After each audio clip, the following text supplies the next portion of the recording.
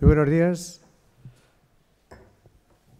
querido vicerrector de Calidad e Innovación Educativa, directora del Secretariado de Innovación Educativa, queridos compañeros, me es muy grato darles a ustedes mi más cordial bienvenida a los asistentes a estas jornadas que, ante todo, pretenden ser un ejemplo del compromiso institucional que desde hace varios años hemos adquirido con la calidad. La docencia es una de las tareas que más horas ocupan en la agenda diaria de nuestro profesorado y, sin embargo, en ocasiones no está lo suficientemente valorada, a pesar de que es un proceso crítico, pues de él depende en gran medida la formación del alumnado. La aparición de nuevas tecnologías y teorías en el campo de la pedagogía y otras disciplinas hacen de la docencia un proceso en continuo cambio. Además, el alumnado varía constantemente y sus intereses y motivaciones son diferentes de una generación a otra. No es lógico afrontar la formación de un alumno como lo hacíamos hace 10 años. Por ello, la docencia es un proceso dinámico y en permanente y necesaria mutación. La innovación educativa es, en definitiva, un objetivo estratégico y por ello la Universidad de La Laguna apostamos por hacer de esta materia un eje programático que además se aborde de manera continua a lo largo de todo el año. Con estas son ya 4 ediciones anuales de estas jornadas, lo cual es un indicador de su consolidación y un ejemplo de importancia que le concedemos a este asunto. Y conscientes de la tremenda utilidad que puede tener este encuentro para el profesorado, en esta edición también presentamos una edición en CD de los trabajos expuestos en el año pasado, y de este modo nos aseguramos de que lo que aquí se diga no va a caer en saco roto, ni van a ser palabras que se lleve el viento, sino que va a quedar constancia de los trabajos desarrollados por el profesorado. Toda esta labor está siendo coordinada desde el Vicerrectorado de Calidad Institucional e Innovación Educativa, a cuyos responsables y personal, con el vicerrector a la cabeza, quiero agradecer todo el trabajo que están desarrollando en aras de lograr una excelencia, que la docencia forme parte intrínseca de la docencia que ofertamos en nuestro centro.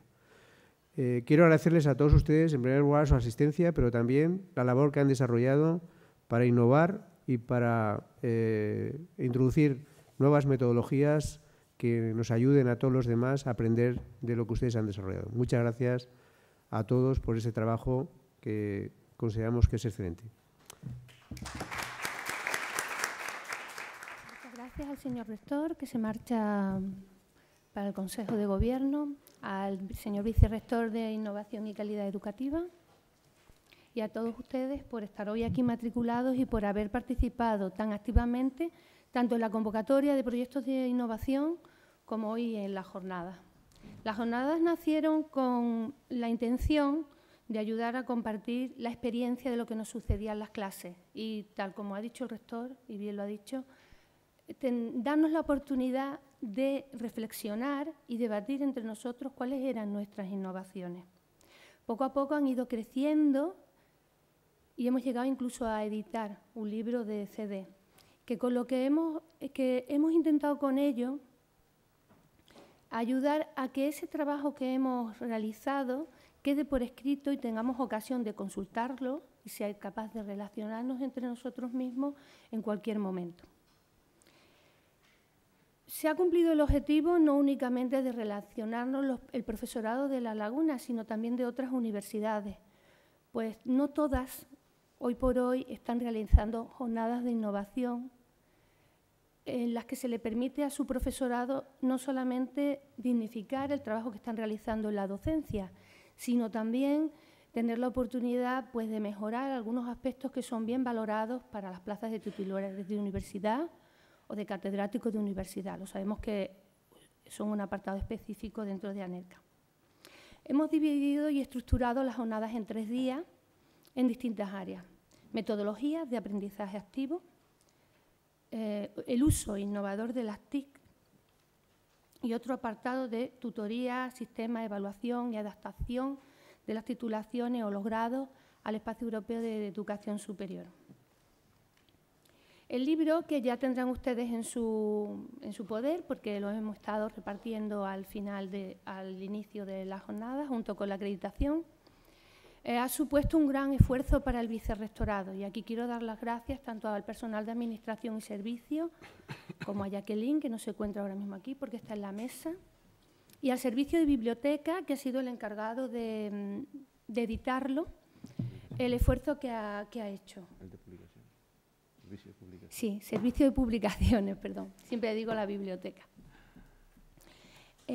Contiene comunicaciones de las terceras jornadas de innovación y de la segunda, las que fueron más destacadas de la segunda. La idea del vicerrectorado es seguir editando las ponencias que hoy que ustedes tengan lugar a presentar relacionadas con los proyectos que se aprobaron en su día.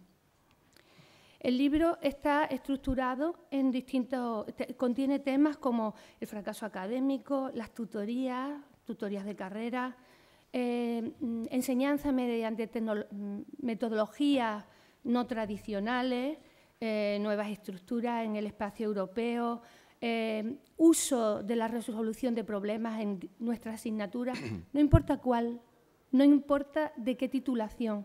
Lo importante es que utilizamos esa metodología y todos cuando lo leamos sabemos que sea cual sea nuestra rama de conocimiento, podemos aplicarla. Y ese es el enriquecimiento que perseguimos con ello.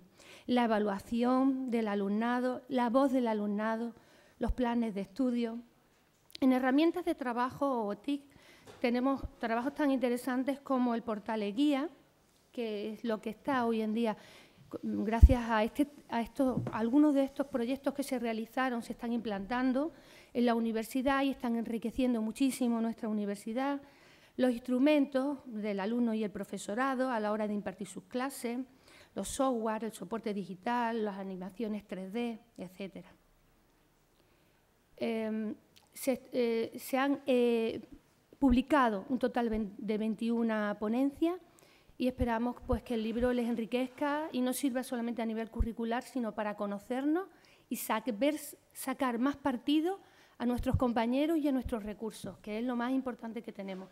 Somos una gran universidad y tenemos que tomar conciencia de ello y saber que al lado no tenemos solamente un compañero de despacho con el que tenemos que repartir un plan de estudio o tenemos que acordar ciertas cosas, sino que tenemos una persona sabia en conocimiento de la cual nos podemos enriquecer.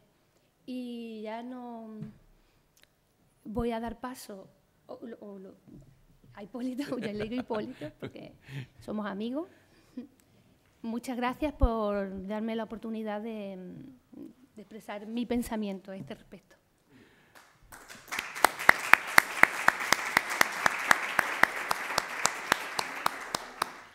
Bien, gracias María Jesús. Estimados ponentes y participantes de las cuartas jornadas de innovación educativa de la Universidad de La Laguna, solamente añadir a María Jesús que a lo que ha dicho, que es muy relevante en relación a la publicación, que es que le vamos a dar publicidad tanto a nivel interno de nuestra propia comunidad, de tal manera que decanos, directores, digamos, gestores académicos tengan, digamos, el CD, también a nuestras autoridades, digamos, autonómicas, otras universidades del Estado, por supuesto, universidades iberoamericanas con las que tenemos también especial relación. Es decir, la idea que trasladamos y que hablamos en su momento es que se hace un trabajo en experiencias de innovación educativa relevante en la Universidad de La Laguna, importante también por su volumen, y es necesario que también eso se difunda fuera para crear, digamos, redes de trabajo con otras universidades para conocer simplemente, digamos, lo bueno, digamos, y relevante que se hace en este ámbito en la Universidad de La Laguna, ¿no? Bien, dicho esto, pues decir que es todo un reto el abordaje de este compromiso que nos une en estas cuartas jornadas de innovación educativa, que no es otro que el de mejorar el proceso de enseñanza-aprendizaje mediante la investigación, la evaluación y la reflexión compartida sobre nuestras prácticas y planteamientos educativos. A modo de contextualización de la jornada, voy a realizar algunas consideraciones sobre la innovación educativa. Una innovación es una idea, objeto o práctica percibida como nueva por un individuo o individuos que intenta introducir mejoras en relación a objetivos deseados, que tiene una fundamentación y que se planifica, desarrolla y evalúa. Puede referirse a aspectos concretos del proceso educativo o a estrategias o abordajes más globales de la calidad de la docencia, destinado a la mejora de algunos de sus ámbitos o referidas al conjunto de una titulación o de un grupo de titulaciones. La innovación educativa es un proceso que pasa por fases para finalmente ser exitosa. En primer lugar, su diseño, seguidamente la evaluación de su impacto y eficacia, y en una última fase su conversión en buenas prácticas mediante la formación del profesorado. ¿Cuáles son las temáticas para la innovación? Pues, como sabemos, son muy variadas, existe una amplia variedad: planificación docente, coordinación de asignaturas, evaluación de la docencia y del proceso de enseñanza-aprendizaje, prácticas externas, trabajo de fin de grado, estrategias de enseñanza-aprendizaje, elaboración de materiales, orientación y acción tutorial, aprendizaje y motivación, nuevas tecnologías aplicadas a la docencia. Pueden agruparse en bloques como TICs aplicadas a la docencia, metodología docente, equipos docentes y calidad de las enseñanzas, y pueden ser realizadas por profesores o grupos de profesores a nivel individual o ser formuladas desde los centros a través de sus equipos de canales, comisiones de calidad, etc. Todo esto, como saben, forma parte además del planteamiento que se hace en la ULL, que se plasma en la convocatoria de proyectos de innovación educativa, que ahora todavía está abierta y donde ha habido también una importante participación hasta el momento, similar a la del año pasado, a la que se presentan en este año, que fueron 105 proyectos de innovación educativa finalmente los desarrollados. Por supuesto, resulta fundamental la adecuada detección de su necesidad y la clara identificación del problema o de la mejora que se pretende abordar. Ello se reflejará en la concreción de objetivos evaluables. Asimismo, se ha de partir, como en la investigación científica, de lo que se ha hecho en relación a la temática propuesta. Hay que plantearse objetivos bien definidos, que se puedan evaluar de manera clara, y descartar objetivos demasiado ambiciosos. Por último, es conveniente aprovechar los recursos disponibles, tanto materiales como humanos. Las innovaciones educativas no son necesariamente costosas. En cuanto a la utilidad de las innovaciones educativas, estas tienen un papel especialmente relevante en la búsqueda de las vías para abordar los diversos problemas que vamos detectando y que lastran la calidad de nuestros programas formativos, y también, por el otro lado, en la optimización de sus posibilidades de mejora. Por poner algunos ejemplos, la mejora en la coordinación horizontal y vertical de los currículos formativos, la operativización de las competencias profesionales de los grados y su evaluación, la potenciación de las competencias transversales, lingüísticas y comunicativas, de búsqueda de información, o el fomento del espíritu crítico y el análisis de la realidad, la optimización del proceso de enseñanza-aprendizaje mediante la incorporación de las TICs, el trabajo de fin de grado o la inserción laboral. Los hallazgos de este tipo de investigación, que es la innovación educativa, tienen la ventaja de ser susceptibles de convertirse en buenas prácticas para su innovación en nuestros centros. En este contexto, las cuartas jornadas de innovación educativa se caracterizan por el abordaje de experiencias de innovación educativa que suponen mejoras concretas y significativas, donde se aborda una sorprendente variedad del conjunto de temáticas que les son propias.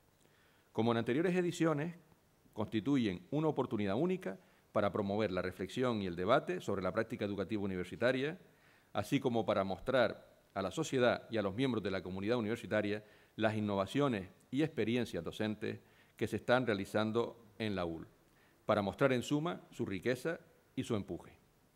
Son asimismo la expresión de la apuesta decidida de la Universidad de La Laguna por la innovación en el ámbito de la docencia como vía principal, como ha dicho el rector, para la mejora de la calidad.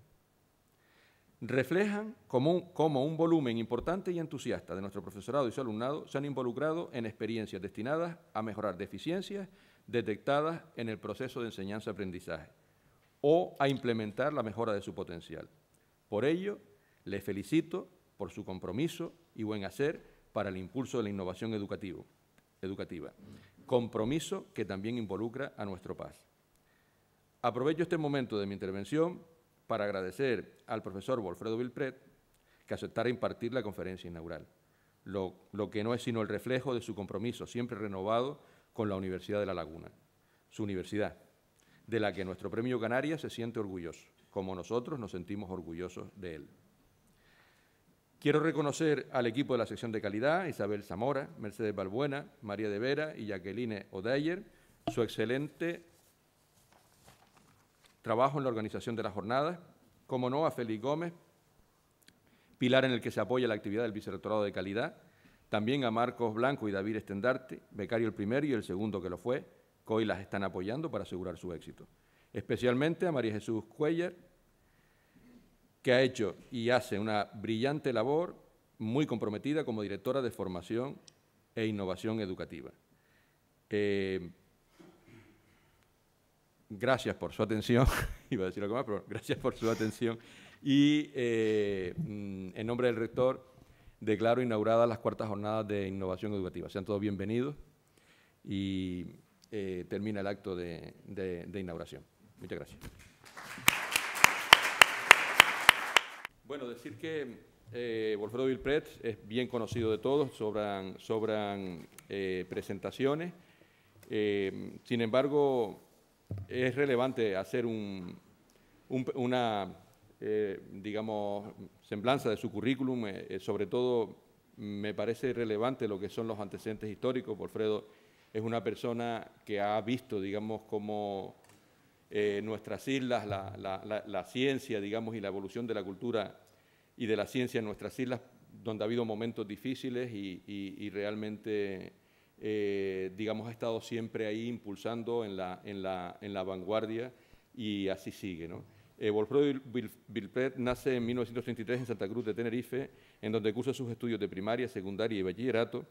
Un hecho trascendental en el desarrollo de su vocación botánica fue el temprano reconocimiento, con tan solo 10 años de edad y por motivos de amistad familiar, que mantuvo con el insigne botánico sueco don Enrique Sventenius, un extraordinario experto en la flora canaria, fundador del Jardín Botánico Canario Viera y Clavijo, quien en 1943 vino a trabajar en el Jardín Botánico de la Orotava. 10 años más tarde, ya siendo estudiante de farmacia, pudo iniciarse con tan relevante maestro en el estudio de la flora canaria en el laboratorio del Jardín Botánico del Puerto de la Cruz. Como ven ustedes, Wilfredo es parte de la historia también de la isla, y a mí me ha parecido muy sugerente esta reseña, digamos, histórica. Dirige su vocación botánica hacia los estudios de farmacia, que concluye en 1958 en la Universidad Complutense de Madrid, con premio extraordinario de licenciatura. Antes de finalizar sus estudios, fue becado por el gobierno alemán en 1955 para iniciarse en la fitosociología con el profesor Reinhold Tuxen. No puedo decirle, supongo, Wilfredo, que tú podrás mejor pronunciar el Centralstelle für Vergestorkartierung. Baja Sajonia, en Alemania. Posteriormente, en 1962, vuelve a ser becado por el gobierno alemán para trabajar en el Instituto de Química Fisiológica de la Universidad de Colonia, bajo la dirección del profesor Klenk. En el año 1985, consigue una beca del gobierno de Canarias para realizar una estancia en el, vamos a ver si me atrevo, Botanisches Institut der Universität Köln, Colonia, Alemania, en colaboración con el profesor Gerhard Vollmann. Su vocación pedagógica fue temprana, pues tan pronto finaliza su licenciatura, obtiene una beca de investigación del Instituto Antonio José Cabanilles, del Consejo Superior de Investigaciones Científicas, y ejerce como profesor auxiliar en la Cátedra de Botánica de la Facultad de Farmacia de la Complutense de Madrid. Al iniciarse los estudios de Ciencias Biológicas en la Universidad de La Laguna en 1967, se vincula a esta como profesor de Botánica.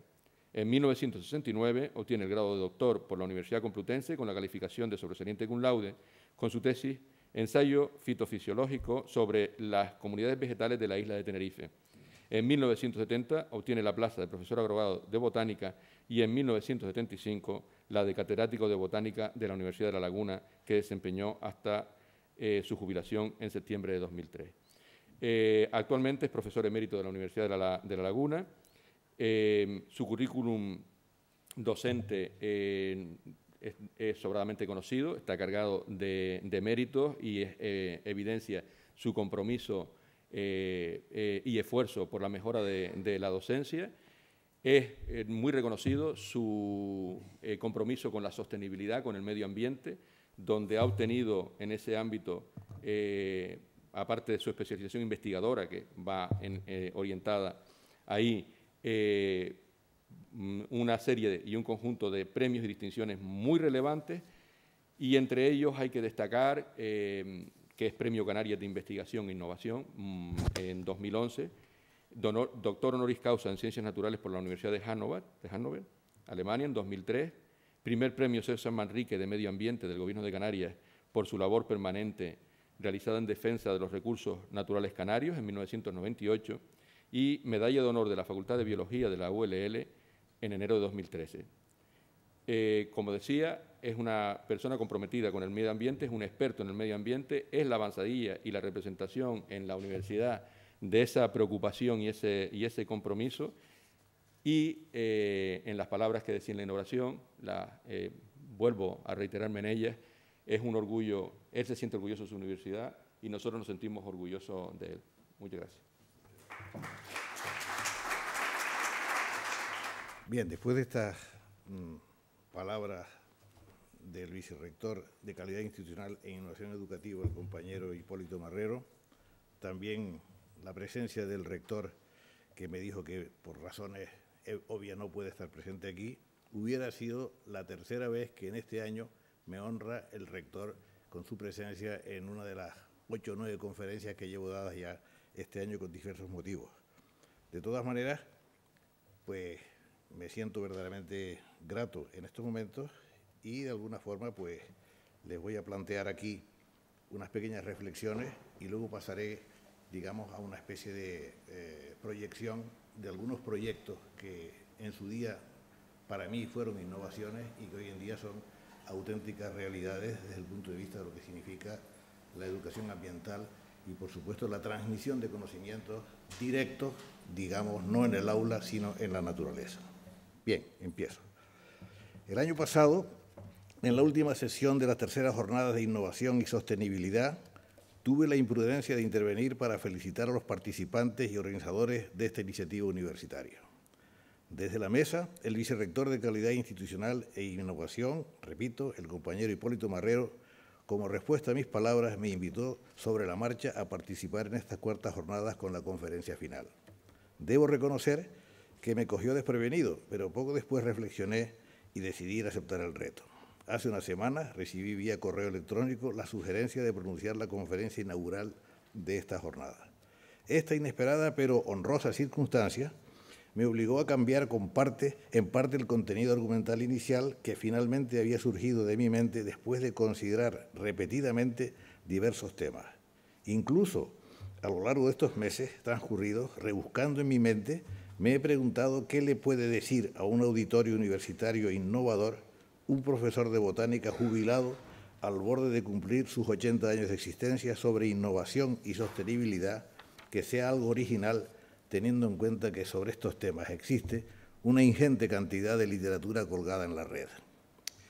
Me he tomado la libertad de empezar por unas breves reflexiones sobre el tiempo de crisis que padecemos. Desde hace tiempo constituye una parte creciente de mis inquietudes intelectuales. Ello me ha llevado a plantearles en estos difíciles momentos de esta profunda crisis que nos agobia algunas consideraciones.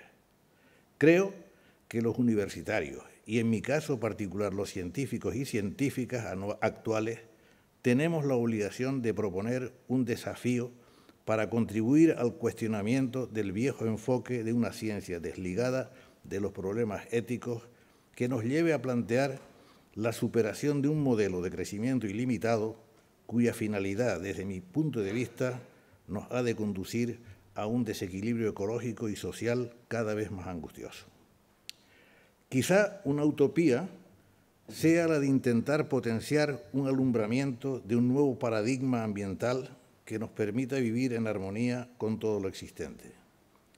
Una herramienta básica para alcanzar este intento deberá ser la implementación de una educación para la sostenibilidad desde la perspectiva social, económica y ambiental rigurosa, extendida a toda la sociedad desde criterios técnicos y universitarios marginados a lo largo de este tiempo en la enseñanza universitaria, pero que han comenzado a emerger desde un lejano horizonte de esperanza.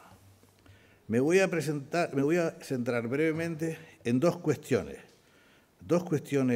graves que están pasando completamente desapercibidos de lo que puede ser hoy en día la gestión política que se da en nuestro país y concretamente en nuestra comunidad autónoma. El cambio climático y la hecatombe de la pérdida de la biodiversidad. Dos de los acontecimientos de los que en gran medida somos responsables los seres humanos hace apenas algo más de 2 siglos, desde el inicio de la era industrial hasta el momento presente en que estamos sumergidos en el vértigo de la era tecnológica. Pensemos por un momento que, grosso modo, hicieron falta 300 millones de años para capturar el carbono atmosférico que quedó depositado en los combustibles fósiles como el carbón, el petróleo o el gas natural, mientras las sociedades industriales y tecnológicas apenas están empleando unos 250, a lo sumo 300 años, para devolverlos a la atmósfera quemando estos combustibles para obtener energía. Energía que en el momento actual, para el modelo de vida impuesto por la sociedad de consumo, es casi tan imprescindible como el oxígeno que necesitamos para respirar. Se trata, como oyen, de un proceso 1 millón de veces más rápido, un forzamiento brutal de los tiempos de la biosfera. Estos datos tan impresionantes llevan a la siguiente conclusión: en un solo año la humanidad consume la cantidad de combustibles fósiles que la naturaleza ha tratado en producir 1 millón de años. Quizá no haya que sorprenderse, por tanto, que este despilfarro energético contribuya a acelerar el cambio climático natural iniciado desde mediados del siglo XIX al final de la pequeña era glacial. A este incremento progresivo de calentamiento planetario estamos contribuyendo con nuestra aportación de despilfarro energético cotidiano. Vamos pues hacia una situación catastrófica predecible. Esto no es una fantasía mía, está apoyada en datos físicos que calculan un aumento de la temperatura media del planeta de unos 5 grados a finales de este siglo. Junto al cambio climático, el mayor problema ecológico que estamos causando los seres humanos de la era tecnológica al planeta herido es sin duda la hecatombe de la biodiversidad y también puede interpretarse en clave de choque temporal, en este caso, entre el rapidísimo ritmo de la destrucción de la diversidad genética y los larguísimos tiempos necesarios para que surja la misma.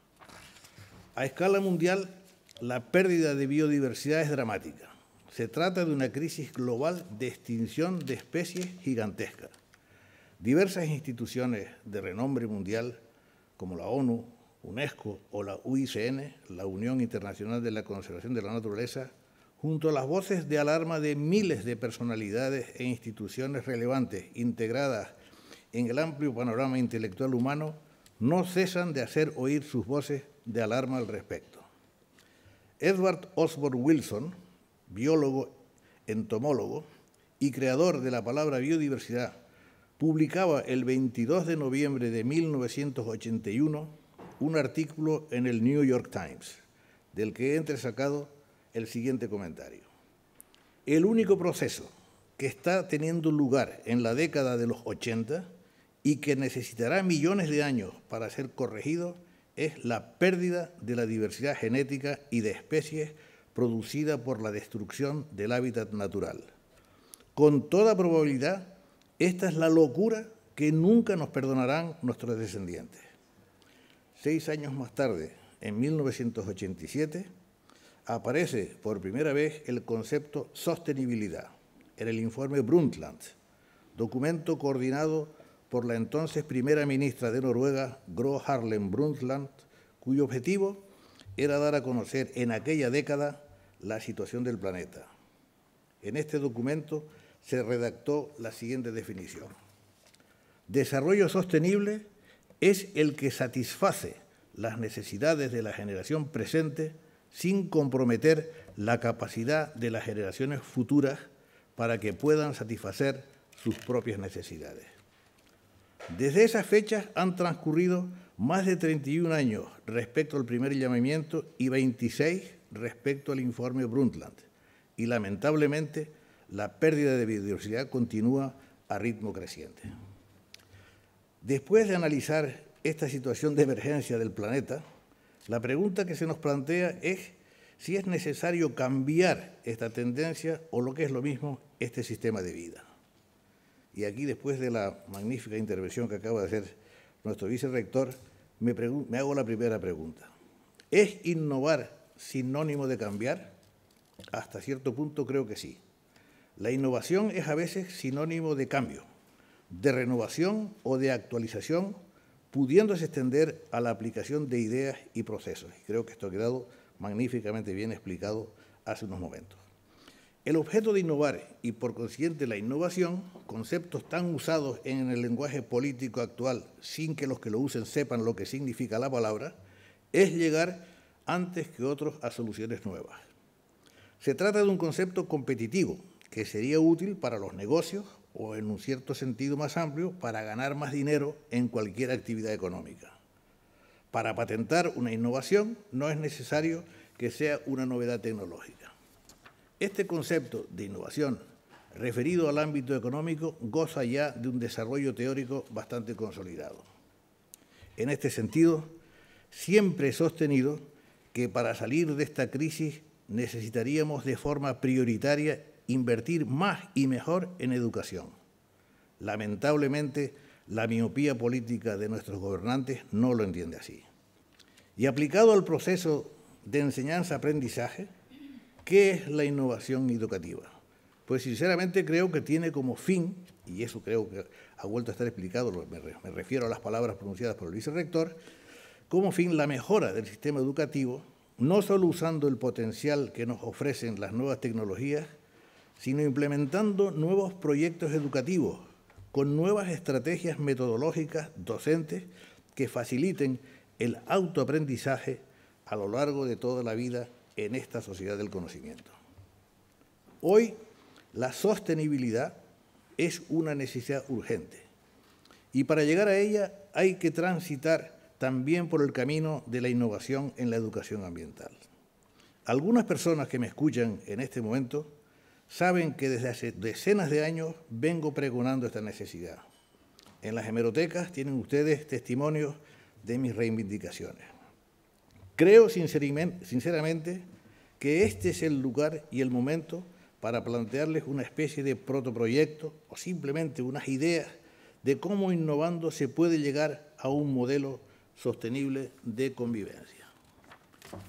Desde mi punto de vista, este modelo debería tener como finalidad principal desarrollar capacidades, actitudes, motivaciones y compromisos para intervenir en la resolución de problemas de nuestro entorno, tanto individual como colectivamente. Me tomo la libertad de proponerles algunas ideas que hace tiempo vengo pregonando, que apenas necesitarían un presupuesto mínimo inicial, algo a lo que estamos muy familiarizados, el famoso coste cero. Primero, son 8 reflexiones. Trabajar en la comunidad educativa la sensibilización y el conocimiento de la situación actual del medio ambiente local y del planeta de cara a desarrollar actitudes y compromisos en pos de la sostenibilidad. Identificar y analizar la complejidad de los problemas del centro, en este caso de la universidad, proponer alternativas y darlas a conocer en los distintos foros universitarios. Poner en marcha procesos para lograr la sostenibilidad del centro e incluso proponer ideas más allá, que puedan llegar incluso al municipio. Dar protagonismo al alumnado en sus aprendizajes, contar con su colaboración, escucharles e invitarles a colaborar como voluntarios en este proyecto. Extender y fomentar la realización de prácticas curriculares tuteladas del alumnado en centros educativos locales e insulares relacionados con la sostenibilidad. Algunas cosas se han hecho ya. Adecuar el currículum educativo universitario a los retos que plantea el desarrollo sostenible, fomentando la interdisciplinaridad y las metodologías participativas y de investigación. Es decir, según la CRUE, la Conferencia de Rectores de las Universidades Españolas, ambientalizar el currículo de las titulaciones universitarias. Fomentar una participación democrática de los distintos colectivos abierta al diálogo y sugerencias, basada en la convivencia pacífica, intercultural e interracial, el respeto ideológico religioso y la solidaridad. La sociedad actual necesita un cambio radical. El modelo económico y político está en crisis y no se atisban soluciones inteligentes. Con estas primeras reflexiones voy a pasar ahora a mostrarles, digamos, unos pequeños proyectos que yo hice en su tiempo, que hicimos en su tiempo, porque estos proyectos han sido hechos siempre con la colaboración de Victoria Eugenia, que me acompaña en muchas cosas en la vida, en casi todo. Por favor, vamos a ahorrar un poco a lanzar un poco de menos de CO2 a la atmósfera, bajando un poco la luz y poder ver, visualizar estos proyectos. Esto que tienen ustedes aquí es el patio central de la universidad, y algunas personas que están aquí sentadas conocen esto. Fueron sembradas las primeras plantas autóctonas canarias en el recinto universitario. El micro, sí, a ver si puedo. No hay ninguna cosa. A ver si no me caigo de aquí. Bien, bien, lo veo desde aquí bien. Bien. No se va bien, está demasiado iluminado el salón. Si apagaran un poco, sería más brillante la exposición, porque sobran las luces estas aquí arriba. O sea que esto pasa siempre en muchos sitios, que habría que oscurecer un poco, quemar menos combustible. Bueno, bien, veo que no se puede, vamos a tirar para adelante. Bien, aquí siempre. Afortunadamente hoy en día en la propia universidad, el, digamos, mensaje que a lo largo de años he ido lanzando de promover y al mismo tiempo dar a conocer la flora canaria y de paso darle incluso pues un valor ornamental y didáctico al mismo tiempo, ha trascendido, y hoy tengo que decir con todo orgullo y sinceridad que los jardineros que se ocupan, digamos, de los jardines centrales de la universidad, en cierto modo están cumpliendo con este deseo y por lo menos han tomado el reto. Habría que perfeccionar un poco lo que hacen, pero lo están haciendo. Vamos a pasar ahora a tres proyectos de innovación y solidaridad desde 1997. En primer lugar, como les he dicho, mis proyectos y mi idea y mi filosofía ha sido dedicarme a la flora autóctona, a conocerla, a transmitirla, a respetar, a hacerla respetar y sobre todo también a promover de alguna forma a través de proyectos de sostenibilidad ambiental a su conservación. En segundo lugar, esto ha tenido efectos sociales. Ha habido que formar personas, tanto en el ámbito universitario como el extrauniversitario, y evidentemente hemos utilizado, digamos, estos proyectos para que sean aulas de la naturaleza abiertas, en donde se puedan desarrollar a la moda incluso esotérica, concretamente en los estudios y las prácticas de campo en la naturaleza. Y por último, la posibilidad de una sociedad. Aquí les voy a poner lo del Drago de Icó. Siguiente diapositiva. Así estaba el Drago de Icó en 1911. Ven ustedes una finca de platanera, rodeado y el majestuoso árbol que se salvó de ser derribado porque unos extranjeros le dijeron al dueño de la finca a finales del siglo XIX que cómo iba él a destruir este majestuoso ejemplar autóctono de la flora canaria, que eso sería prácticamente un crimen y que él se encargaría de difundir por el mundo el nombre de la persona que lo pensaba. Parece ser que esa idea pues la respetó el dueño de la finca en aquel momento y hoy en día, pues fíjense ustedes, el Drago de Icó es el máximo atractivo que tiene la ciudad de Icó de los Vinos. Bien, siguiente diapositiva. Así se encontraba a principios del siglo, vean ustedes, todavía era el auge de las plataneras, y prácticamente estos paisajes de los platanares del norte de Tenerife están a punto de desaparecer, quedan ya muy pocos sitios y vean ustedes el aspecto. Siguiente diapositiva, la parte histórica. Aquí tienen ustedes nada menos que la manera de atacar al Drago con la bandera de Falange y el general Dolla con la representación de una de las series de personas, de los vencedores de la Guerra Civil Española, celebrando bajo este ejemplar, pues probablemente un triunfo o alguna cosa que estaban ellos, digamos, celebrando en aquel momento. Es significativo. Aquí tienen ustedes estos dos ejemplares que son históricos, que nos hacen recordar un tiempo pasado que ojalá no se repita. Siguiente diapositiva. Aquí está la primera promoción de la Facultad de Biología, en donde quizá algunos de ustedes reconozcan a Carlos Silva o por ahí a Eladio Santaella, que también pues lo tengo aquí puesta porque fue la primera promoción que fue al Drago. Se treparon en él, cosa que hoy en día está prohibido, ¿no, verdad? Y para hacerse esta foto retrospectiva. Siguiente diapositiva. Este era el Drago en los tiempos en que la carretera pasaba por delante de él, al lado de la palmera. Evidentemente, el hecho de que el aumento del tráfico empezaba a dañar de alguna forma al gran ejemplar, pues hizo pensar de que había que sacar, incluso desde el punto de vista estratégico, convenía sacar la carretera fuera se dedicó, y en el fondo se ven todavía aquellas fincas llenas de plataneras. Siguiente diapositiva. Más tarde ya desaparecen, ven ustedes en el fondo las fincas plataneras. Estos son los últimos, digamos, testimonios históricos de la remodelación que se hizo. Se ve todavía la Cruz de los Caídos, que está también ahí pegada a aquella pared. Ahí aparece una serie a los caídos, por supuesto, que ganaron la Guerra Civil Española. Y tiene aquí dos ejemplos en donde se puede vertir incluso ya la pérdida de una parte de la corona del drago en una fecha en donde el drago estaba prácticamente cargado de frutos, como muy pocas veces se puede ver. O sea, esa parte roja era una carga tremenda en un tiempo, digamos, en donde climáticamente pues, el drago llegó a florecer de una forma extraordinaria. Siguiente diapositiva. Llega el momento del 96-97 y se plantea hacer un proyecto de un parque, se nos encarga hacer un proyecto de parque temático dedicado a un parque urbano exclusivamente con flora autóctona en estos ambientes que les he señalado en las diapositivas anteriores. Y en medio de una gran, digamos, presión popular, los arquitectos transforman el espacio de esta manera, como lo ven ustedes en el año 96, se ve prácticamente todo estartalado y se nos dice que a toda velocidad pongamos en marcha un proyecto, porque la presión popular, sobre todo en el pueblo, era tan grande que el ayuntamiento tenía verdadera angustia para, de alguna forma, desarrollar este proyecto lo antes posible. Siguiente diapositiva. Estas eran las situaciones en que se encontraban, se pueden luego ver en algunas de ellas. Se ve mal porque está demasiado iluminado el salón, lo siento, pero bueno, ahí ya ven ustedes de arriba cómo se encontraban este espacio en el año 1997 y cómo, pues, 10 años después había cambiado por completo, puesto que la flora canaria que pusimos ahí, siguiendo la metodología fitosociológica, respondió de una manera sorprendente y muy superior a lo que nosotros pensábamos en aquel momento. Siguiente diapositiva. Esto era cómo se encontraba el 5 de noviembre de 1996 el entorno del drago, y esto es cómo se encontraba en el 2010, cómo se encuentra en el 2010. Siguiente diapositiva.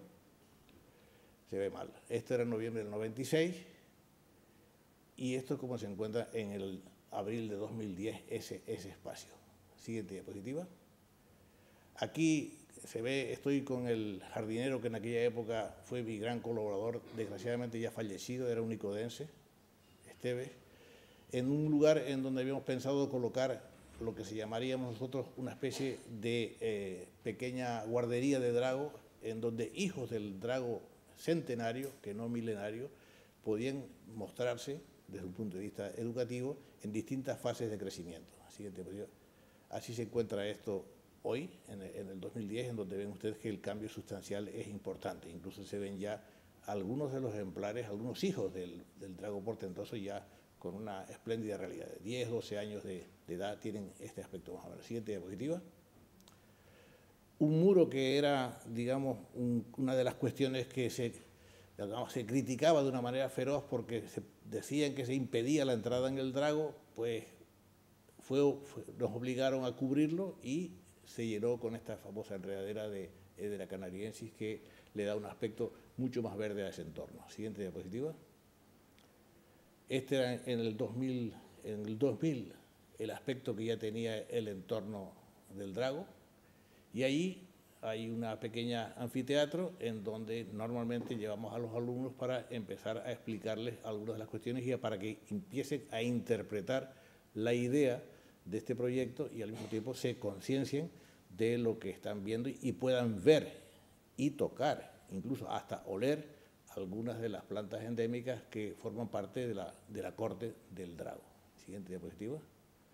Este era el jardín también al principio, un jardín en la primera fase, y este es el aspecto que tiene actualmente. Por ponerles a ustedes un último caso de este proyecto, diapositiva siguiente. Siguiente diapositiva. Son algunas de las especies características, el madroño canario, del cual las famosas manzanas de oro que se escliaban en el jardín de las Hespérides, y se está este jardín reproduciendo solo, que esto es lo bonito, sin riego, sin fertilizantes, sin ninguna otra digamos, actividad que simplemente hay que hacer de vez en cuando, cortar y limpiar algunas cosas, el jardín funciona perfectamente solo, prácticamente sin ninguna cosa.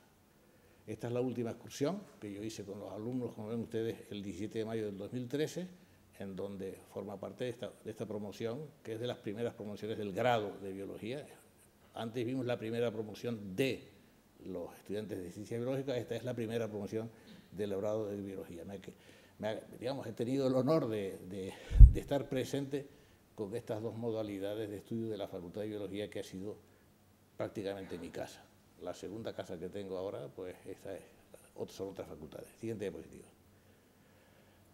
Este es el drago del Sernillero de la Laguna, que también fue un proyecto nuestro. Así estaba en la historia. Siguiente diapositiva. Estos son datos históricos que se recogen en la literatura.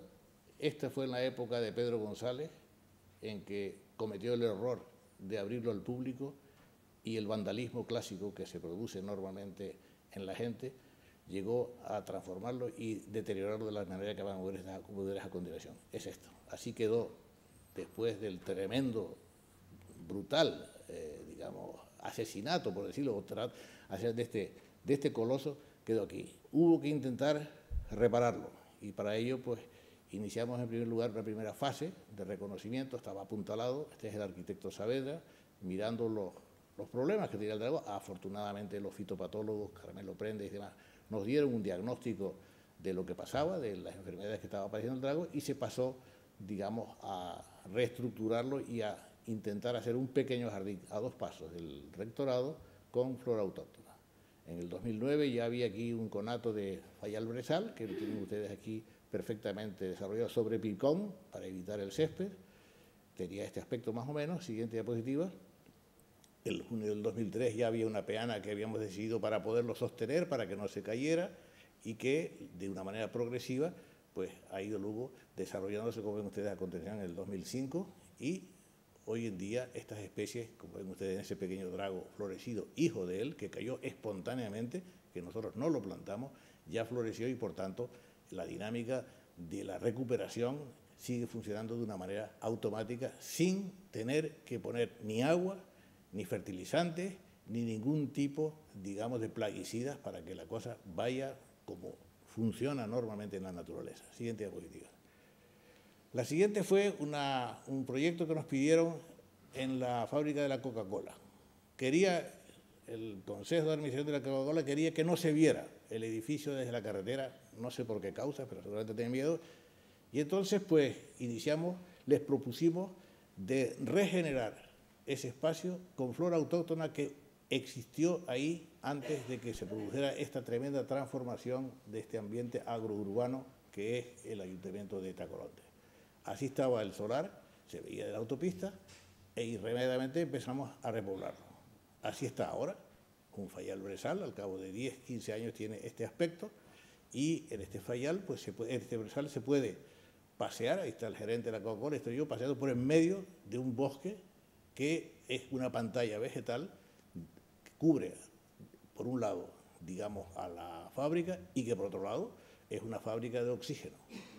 El regenerar con bosques es simplemente contribuir a aumentar el oxígeno, y que también funciona como sumidero del CO2 que de alguna manera estamos lanzando a la atmósfera de una manera continua. Siguiente diapositiva.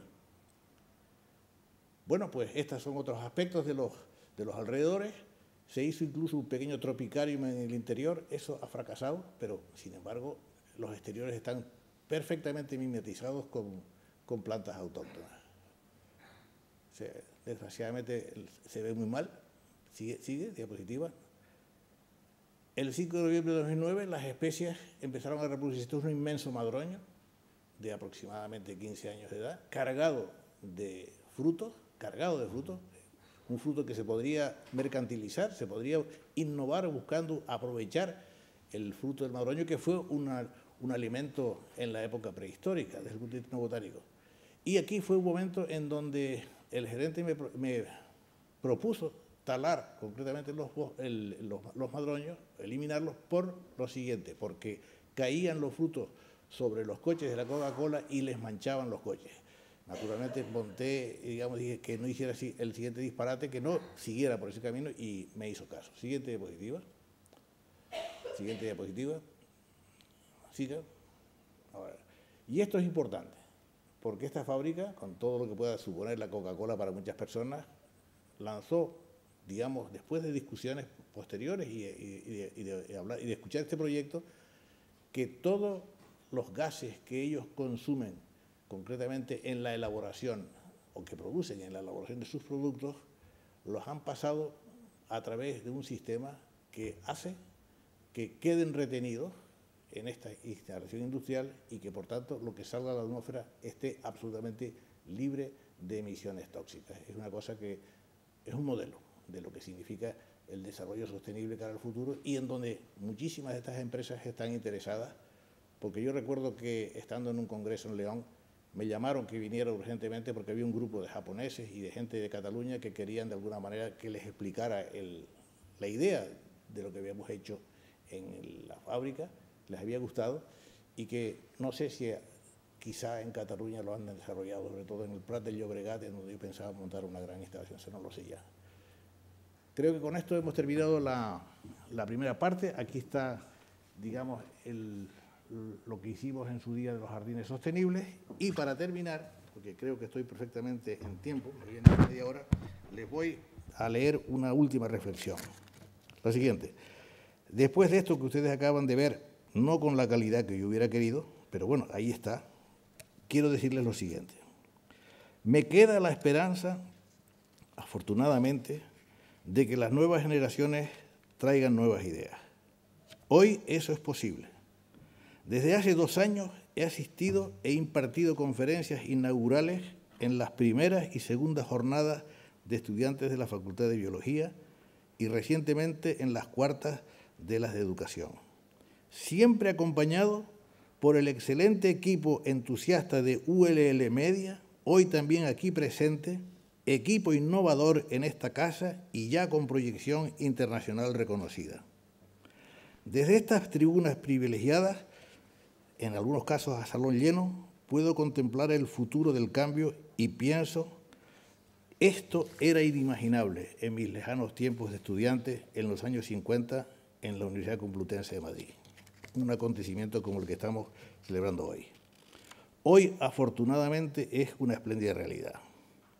Esta institución, y me refiero a nuestra universidad, tiene una enorme responsabilidad social universitaria. Debe ser ejemplar y dar el primer paso del cambio. Con vuestra presencia lo estoy percibiendo. Muchas gracias por su atención.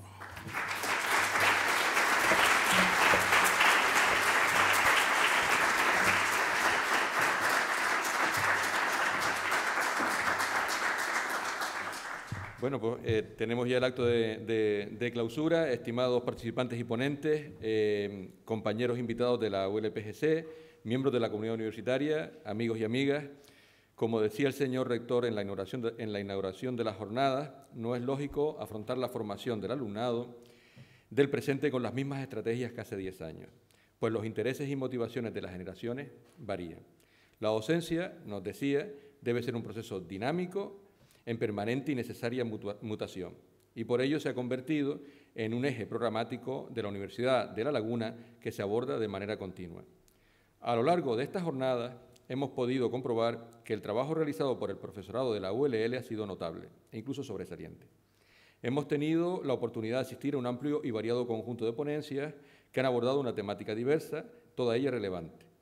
La experimentación de nuevas estrategias educativas se ha caracterizado por la rigurosidad del método seguido y, muy de agradecer, la claridad expositiva del procedimiento y de los resultados. Hemos intercambiado experiencias, preocupaciones y soluciones que, sin duda, enriquecerán la calidad de los programas formativos. Tanto las ponencias como las mesas redondas han despertado un elevado interés entre nosotros. Como alguien me comentó, cada sesión a la que asistía le despertaba nuevas ideas y propuestas de innovación atractivas y sugerentes. Como nos exponía nuestro premio Canarias, el querido profesor Wilfredo Vilpret, al que reitero mi agradecimiento por impartir brillantemente, como suele hacer él, la conferencia inaugural, la innovación es necesaria no solo porque conduce a la calidad, sino también a la sostenibilidad. En el ámbito educativo me refiero a innovaciones como las que se han mostrado en esta jornada, donde se abordan escollos y mejoras del proceso educativo que tienen un impacto significativo en la calidad del proceso de enseñanza-aprendizaje, que son fácilmente extrapolables en términos de buenas prácticas y que tienen un escaso coste. No cabe duda, entonces, que no puede haber calidad que sea sostenible sin innovación. Por ello, la apuesta por la calidad es ahora más necesaria que nunca y contamos para ello con lo más importante, el compromiso y la capacidad de nuestro profesorado para llevarla a cabo. La clausura de estas jornadas son también una buena ocasión para recapitular sobre lo conseguido y por conseguir en este ambicioso proyecto que es la innovación en las enseñanzas universitarias en el que con acierto nos hemos embarcado. Mi valoración es que la innovación educativa en la ULL ha evolucionado de manera exitosa y que paulatinamente se van alcanzando ciertos hitos significativos. Desde las convocatorias iniciales de los proyectos de innovación educativa, que una vez incorporada la universidad al proceso de Bolonia, sustituyeron a los meritorios proyectos pilotos de experimentación con el crédito europeo, la participación del profesorado ha crecido de manera impresionante. En la pasada convocatoria se aprobaron 105 proyectos de innovación educativa que involucraron a más de 400 profesores y a un numeroso alumnado en las distintas titulaciones de la ULL sin excepción. En estas jornadas se han presentado 44 ponencias frente a las 19 que se expusieron en las primeras jornadas y la variedad temática de las mismas es increíblemente o bastante muy superior a la de las primeras jornadas. En la convocatoria de este año, todavía abierta, la participación del profesorado es también alta. Este era un hito importante, conseguir la popularidad de la innovación educativa entre nuestro profesorado y su participación. Ténganse en cuenta que constituye un esfuerzo que no se le exige y que sus incentivos, tanto en lo económico para la realización del proyecto como en el reconocimiento, son humildes. Se aprecia asimismo como hay innovaciones educativas que se extrapolan a otros centros o fuera de la ULL, como es el caso, sin querer ser exhaustivos, del portal guía, del uso de los clickers en la docencia, innovaciones relativas a facilitar la gestión de corrección de exámenes, laboratorios virtuales de prácticas en las enseñanzas de las ingenierías o innovaciones relacionadas a facilitar la adaptación de las personas discapacitadas a las enseñanzas. Están dando lugar a publicaciones en revistas de prestigio y ya las hay que se usan en otras universidades dentro y fuera del Estado español. Y no lo olvidemos. Ello a partir de incentivos humildes, pero los logros pueden ser importantes. La importancia de estos logros, sin embargo, van aparejada a la de los retos que tenemos por delante. Como comentábamos al final de la primera jornada, hace algunos días, sigue habiendo un importante número de nuestro profesorado que se mantiene al margen. Lo hemos dicho aquí también. Incluso algunos parece que desprecian cuanto ignoran, usando una expresión que he recogido de un poema de Machado. Si lográsemos convencerles para que asistiesen, su actitud cambiaría, pues la calidad, claridad y método de las innovaciones expuestas y sus resultados tendrían ese efecto. Otro reto fundamental es la extrapolación de no solo unas pocas, sino de muchas de las innovaciones educativas realizadas en términos de buenas prácticas que sean accesibles a nuestro profesorado y para que puedan entonces implantar aquellas que les fuesen de utilidad.